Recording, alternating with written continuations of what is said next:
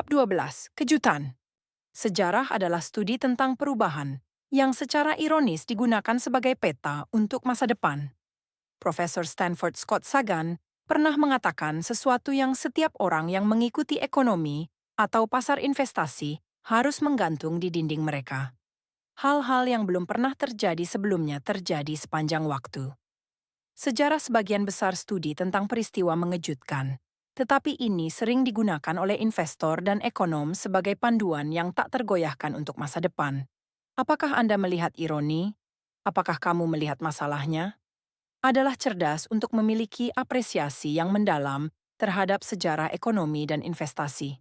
Sejarah membantu kita mengkalibrasi harapan kita, mempelajari di mana orang cenderung salah, dan menawarkan panduan kasar tentang apa yang cenderung berhasil. Tapi itu sama sekali bukan peta masa depan. Jebakan yang membuat banyak investor jatuh adalah apa yang saya sebut kekeliruan sejarawan sebagai nabi. Ketergantungan yang berlebihan pada data masa lalu sebagai sinyal untuk kondisi masa depan di bidang di mana inovasi dan perubahan adalah sumber kehidupan kemajuan. Anda tidak bisa menyalahkan investor karena melakukan ini.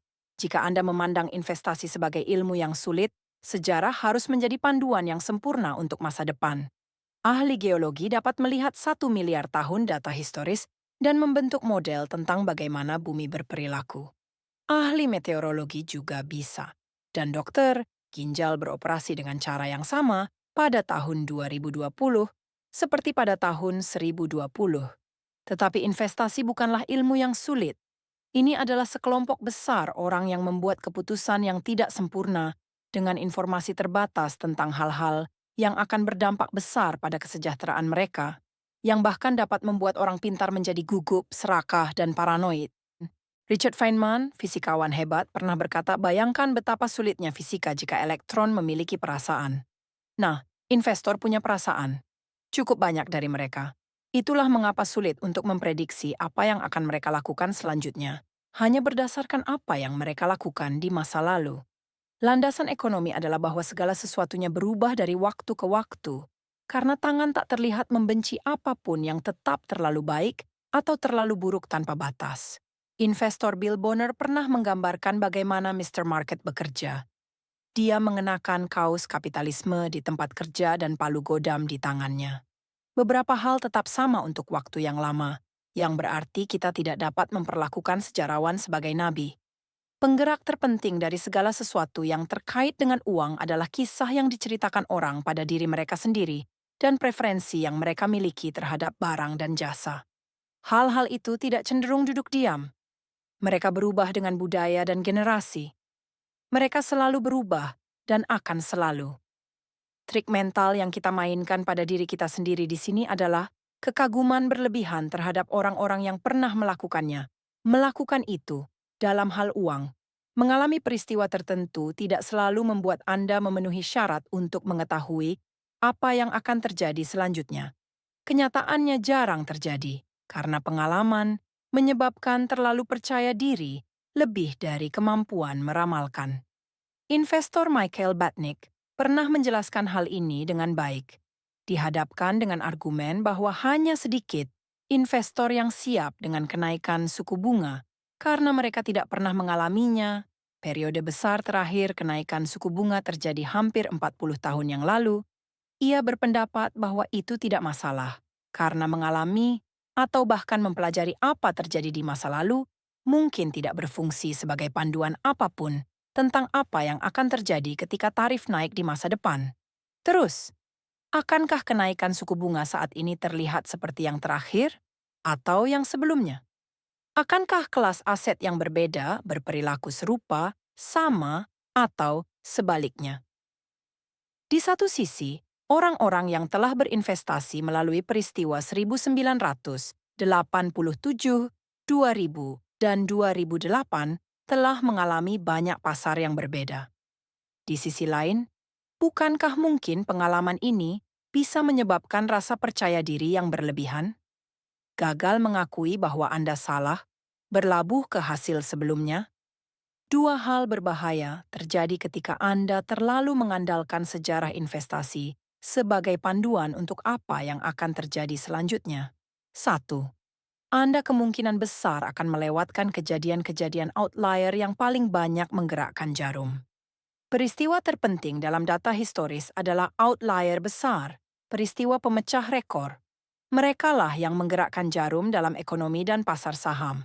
Depresi besar, Perang Dunia II, gelembung.com, 11th of September, kecelakaan perumahan pada pertengahan 2000-an. Beberapa peristiwa outlier memainkan peran yang sangat besar karena mereka memengaruhi begitu banyak peristiwa yang tidak terkait di belakangnya. 15 miliar orang lahir pada abad ke-19 dan 20. Tetapi coba bayangkan betapa berbedanya ekonomi global dan seluruh dunia saat ini jika hanya 7 di antaranya yang tidak pernah ada.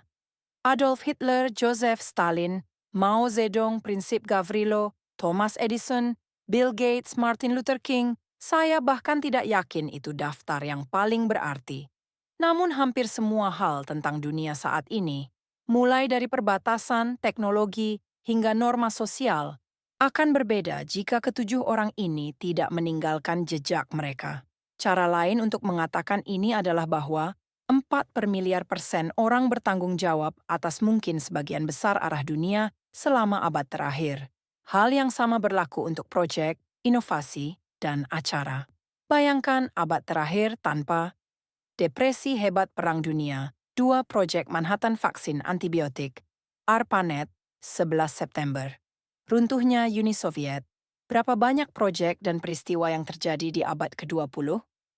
Miliaran, triliunan, siapa tahu. Tapi 8 itu sendiri berdampak pada tatanan dunia lebih besar daripada yang lain. Hal yang membuat acara ekor mudah untuk kurang dihargai adalah betapa mudahnya meremehkan bagaimana hal-hal digabungkan. Bagaimana, misalnya 9/11 mendorong Federal Reserve untuk memangkas suku bunga, yang membantu mendorong gelembung perumahan, yang menyebabkan krisis keuangan, yang menyebabkan pasar pekerjaan yang buruk, yang menyebabkan puluhan juta orang mencari pendidikan tinggi, yang menghasilkan 1,6 triliun dolar pinjaman mahasiswa dengan tingkat default 10,8%. Tidaklah intuitif untuk menghubungkan 19 pembajak dengan bobot pinjaman mahasiswa saat ini, tetapi itulah yang terjadi di dunia yang didorong oleh beberapa peristiwa ekor outlier. Sebagian besar dari apa yang terjadi pada saat tertentu dalam ekonomi global dapat dikaitkan dengan beberapa peristiwa masa lalu yang hampir mustahil untuk diprediksi. Plot paling umum dari sejarah ekonomi adalah peran kejutan. Alasan kejutan terjadi bukan karena model kita salah atau kecerdasan kita rendah. Itu karena kemungkinan Adolf Hitler orang tua berdebat pada malam 9 bulan sebelum dia lahir sama seperti mereka mengandung anak. Teknologi sulit diprediksi karena Bill Gates mungkin telah meninggal karena polio jika Jonas Salk menjadi rewel dan menyerah dalam pencariannya untuk menemukan vaksin. Alasan kami tidak dapat memprediksi pertumbuhan pinjaman pelajar adalah karena penjaga keamanan bandara mungkin telah menyita pisau pembajak pada 9 November. Itu saja. Masalahnya adalah kita sering menggunakan peristiwa seperti depresi hebat dan Perang Dunia Kedua untuk memandu pandangan kita tentang hal-hal seperti skenario terburuk ketika memikirkan pengembalian investasi di masa depan. Tetapi peristiwa-peristiwa yang memecahkan rekor itu tidak memiliki preseden ketika itu terjadi. Jadi, peramal yang mengasumsikan peristiwa terburuk dan terbaik di masa lalu akan cocok dengan peristiwa terburuk dan terbaik di masa depan tidak mengikuti sejarah. Mereka secara tidak sengaja berasumsi bahwa sejarah peristiwa yang belum pernah terjadi sebelumnya tidak berlaku untuk masa depan. Nassim Taleb menulis dalam bukunya Fooled by Randomness. Di Mesir Fir'aun, ahli-ahli Taurat melacak tanda air sungai Nil yang tinggi dan menggunakannya sebagai perkiraan untuk skenario terburuk di masa depan. Hal yang sama dapat dilihat pada reaktor nuklir Fukushima yang mengalami kegagalan bencana pada tahun 2011 ketika tsunami melanda. Itu telah dibangun untuk menahan gempa sejarah terburuk di masa lalu dengan pembangun tidak membayangkan jauh lebih buruk dan tidak berpikir bahwa peristiwa masa lalu yang terburuk harus menjadi kejutan karena tidak memiliki preseden. Ini bukan kegagalan analisis. Ini adalah kegagalan imajinasi. Menyadari masa depan mungkin tidak terlihat seperti masa lalu adalah jenis keterampilan khusus yang umumnya tidak dipandang tinggi oleh komunitas peramalan keuangan. Pada jamuan makan malam tahun 2017 yang saya hadiri di New York, Daniel Kahneman ditanyai bagaimana investor harus merespons ketika perkiraan kami salah. Dia berkata, "Setiap kali kita dikejutkan oleh sesuatu, bahkan jika kita mengakui bahwa kita melakukan kesalahan, kita berkata, 'Oh, saya tidak akan pernah melakukan kesalahan itu lagi.' Namun, pada kenyataannya yang harus Anda pelajari ketika melakukan kesalahan, karena Anda tidak mengantisipasi sesuatu, adalah bahwa dunia sulit untuk diantisipasi. Itulah pelajaran yang benar untuk dipelajari dari kejutan, bahwa dunia ini mengejutkan. Pelajaran yang benar untuk dipelajari dari kejutan adalah bahwa dunia ini mengejutkan. Bukan berarti kita harus menggunakan kejutan masa lalu sebagai panduan untuk batasan masa depan, bahwa kita harus menggunakan kejutan masa lalu sebagai pengakuan bahwa kita tidak tahu apa yang mungkin terjadi selanjutnya. Peristiwa ekonomi paling penting di masa depan, hal-hal yang paling menggerakkan jarum suntik, adalah hal-hal yang sedikit atau tidak ada panduannya dalam sejarah. Mereka akan menjadi peristiwa yang belum pernah terjadi sebelumnya. Sifat mereka yang belum pernah terjadi sebelumnya berarti kita tidak akan siap untuk mereka, yang merupakan bagian dari apa yang membuat mereka begitu berdampak.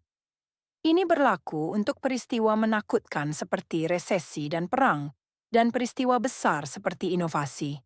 Saya yakin dengan prediksi itu karena kejutan yang paling menggerakkan jarum adalah satu ramalan yang akurat di hampir setiap titik dalam sejarah. 2. Sejarah dapat menjadi panduan yang menyesatkan untuk masa depan ekonomi dan pasar saham karena tidak memperhitungkan perubahan struktural yang relevan dengan dunia saat ini. Pertimbangkan beberapa yang besar. 401 K berusia 42 tahun. Roth IRA lebih muda, dibuat pada tahun 90-an. Jadi nasihat dan analisis keuangan pribadi tentang bagaimana orang Amerika menabung untuk masa pensiun hari ini tidak secara langsung dapat dibandingkan dengan apa yang masuk akal hanya satu generasi yang lalu. Kami memiliki opsi baru. Hal-hal berubah atau ambil modal usaha. Hampir tidak ada 25 tahun yang lalu. Ada dana modal Ventura tunggal hari ini yang lebih besar dari seluruh industri satu generasi yang lalu. Wall, dalam memoarnya, pendiri Nike Phil Knight menulis tentang hari-hari awalnya dalam bisnis. Tidak ada yang namanya modal Ventura.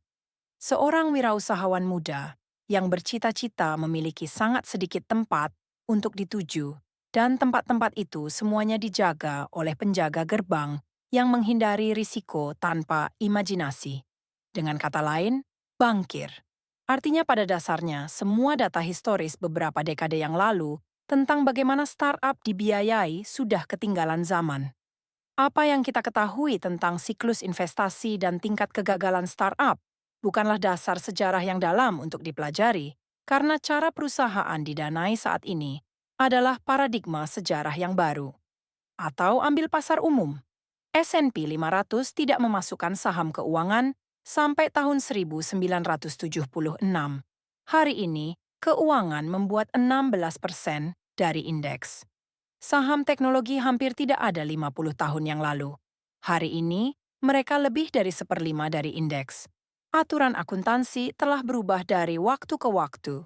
Begitu juga dengan pengungkapan, audit, dan jumlah likuiditas pasar. Hal-hal berubah. Waktu antara resesi AS telah berubah secara dramatis selama 150 tahun terakhir.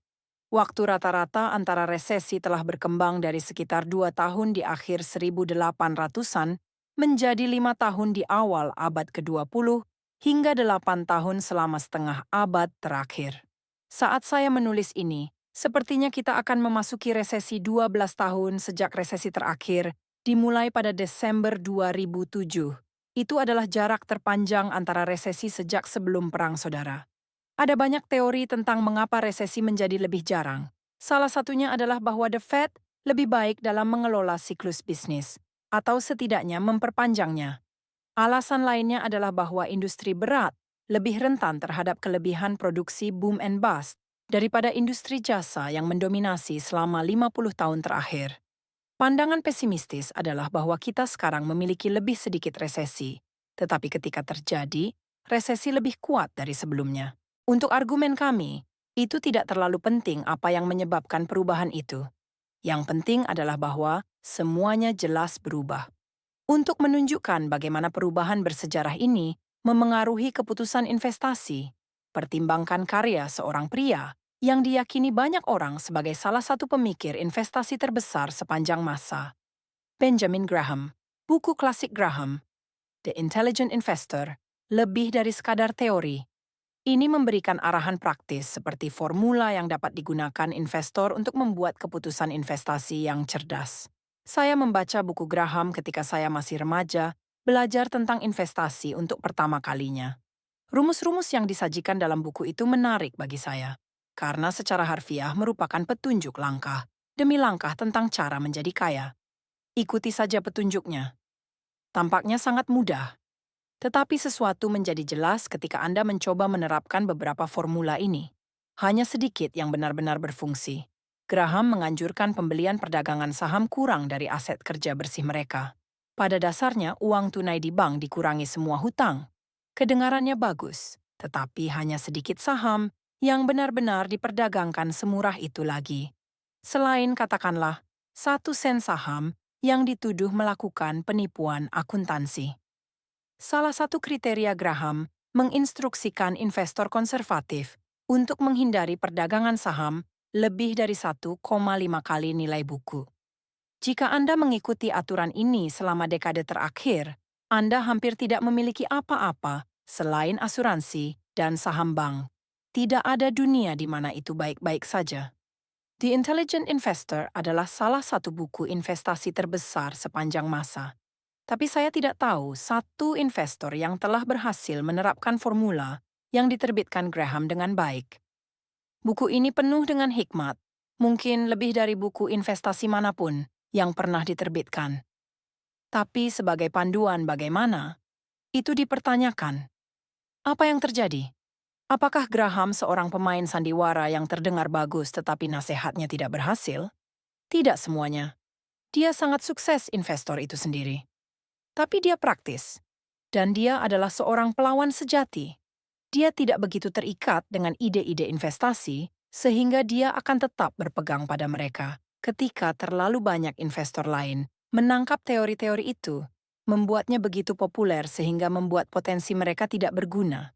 Jason Zweig, yang memberi anotasi pada versi buku Graham yang lebih baru, pernah menulis, Graham terus-menerus bereksperimen dan menguji ulang asumsinya, dan mencari tahu apa yang berhasil.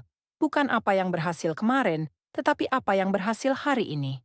Dalam setiap edisi revisi The Intelligent Investor, Graham membuang rumus-rumus yang disajikan dalam edisi sebelumnya dan menggantinya dengan yang baru, menyatakan dalam arti bahwa itu tidak berfungsi lagi atau tidak berfungsi sebaik yang mereka gunakan.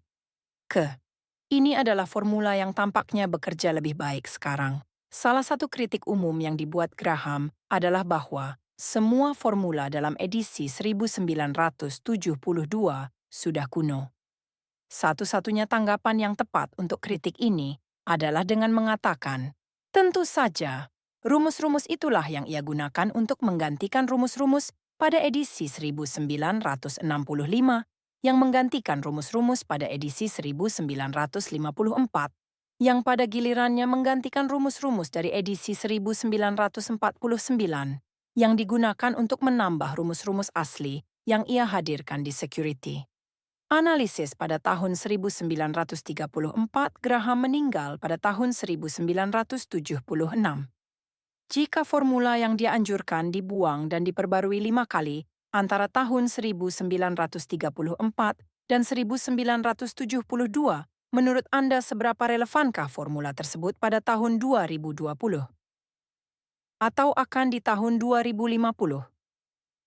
Tepat sebelum dia meninggal, Graham ditanya apakah analisis terperinci atas saham individu Taktik yang membuatnya terkenal tetap menjadi strategi yang disukainya. Dia menjawab, secara umum, tidak. Saya tidak lagi menganjurkan teknik analisis keamanan yang rumit untuk menemukan peluang nilai yang unggul. Ini adalah kegiatan yang bermanfaat, katakanlah. 40 tahun yang lalu, ketika buku teks kami pertama kali diterbitkan. Tetapi situasinya telah banyak berubah sejak saat itu. Yang berubah adalah persaingan tumbuh saat peluang menjadi terkenal. Teknologi membuat informasi lebih mudah diakses, dan industri berubah ketika ekonomi bergeser dari sektor industri ke teknologi yang memiliki siklus bisnis dan modal yang berbeda menggunakan. Hal-hal berubah. Sebuah kekhasan yang menarik dari sejarah investasi adalah bahwa semakin jauh Anda melihat ke belakang, semakin besar kemungkinan Anda untuk memeriksa dunia yang tidak lagi berlaku untuk hari ini. Banyak investor dan ekonom merasa nyaman mengetahui perkiraan mereka didukung oleh beberapa dekade, bahkan berabad-abad, data. Tetapi karena ekonomi berkembang, sejarah terkini seringkali merupakan panduan terbaik untuk masa depan, karena lebih mungkin mencakup kondisi penting yang relevan dengan masa depan. Ada ungkapan umum dalam berinvestasi yang biasanya digunakan untuk mengejek, bahwa kali ini berbeda. Jika Anda perlu membantah seseorang yang memprediksi masa depan tidak akan mencerminkan masa lalu dengan sempurna, katakan, "Oh, jadi menurut Anda, kali ini berbeda?" dan jatuhkan mikrofon. Itu berasal dari pandangan investor John Templeton, bahwa 4 kata paling berbahaya dalam berinvestasi adalah kali ini berbeda. Templeton, bagaimanapun, mengakui bahwa itu berbeda setidaknya 20% dari waktu. Dunia berubah, tentu saja. Dan perubahan itulah yang paling penting dari waktu ke waktu. Michael Batnick mengatakan, 12 kata paling berbahaya dalam berinvestasi adalah 4 kata paling berbahaya dalam berinvestasi adalah kali ini berbeda. Bukan berarti kita harus mengabaikan sejarah ketika memikirkan uang. Tapi ada nuansa penting. Semakin jauh Anda melihat sejarah, semakin umum takeaways Anda. Hal-hal umum seperti hubungan orang dengan keserakahan dan ketakutan. Bagaimana mereka berperilaku di bawah tekanan, dan bagaimana mereka merespons insentif cenderung stabil pada waktunya. Sejarah uang berguna untuk hal-hal semacam itu. Namun tren spesifik, perdagangan spesifik, sektor spesifik, hubungan sebab akibat spesifik tentang pasar, dan apa yang harus dilakukan orang dengan uang mereka selalu merupakan contoh evolusi yang sedang berlangsung. Sejarawan bukanlah nabi. Pertanyaannya, kemudian, bagaimana seharusnya kita memikirkan dan merencanakan masa depan? Mari kita lihat di bab selanjutnya.